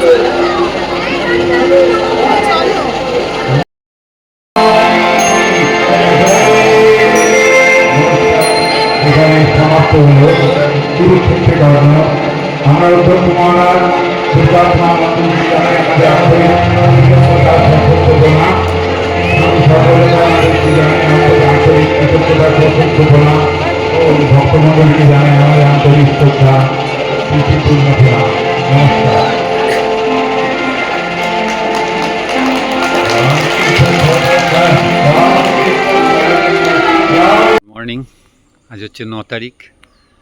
7-8-এর অনুষ্ঠান শেষ করে বামুনমুড়া রামকৃষ্ণ মঠ থেকে বেরিয়ে যাচ্ছি। দুদিনের অভিজ্ঞতা দুর্দান্ত, সেটা আপনাদের সঙ্গেও শেয়ার করব। আর ভালো লাগবেই, কারণ এটা আমার দ্বিতীয় হোম। আর পুরো দুদিনের যে যত মহারাজদের বক্তব্য আছে সব লাইভে ছেড়েছি, অবশ্যই আপনারা এক্ষণে দেখে নিয়েছেন। আর বাদবাকি যা যা আছে সব আপনাদের সামনে তুলে ধরবো। আজকে এখানেই শেষ করলাম। আবার একটা নতুন কোনো রামকৃষ্ণ মঠ, মিশন, আশ্রম, সেবাশ্রম, সেবাসংঘ, পাঠচক্র, যেখানে হোক আমাকে পাবেন। কারণ আমি ভাবপ্রচার পরিষদের মানুষ, আমি ভাবপ্রচার করতে ভালোবাসি ঠাকুরের। তাই এটা সবসময় আমার কাছে পাবেন, যতদিন আমার শরীর আমাকে সাথ দেবে। ধন্যবাদ, সবাই ভালো থাকবেন।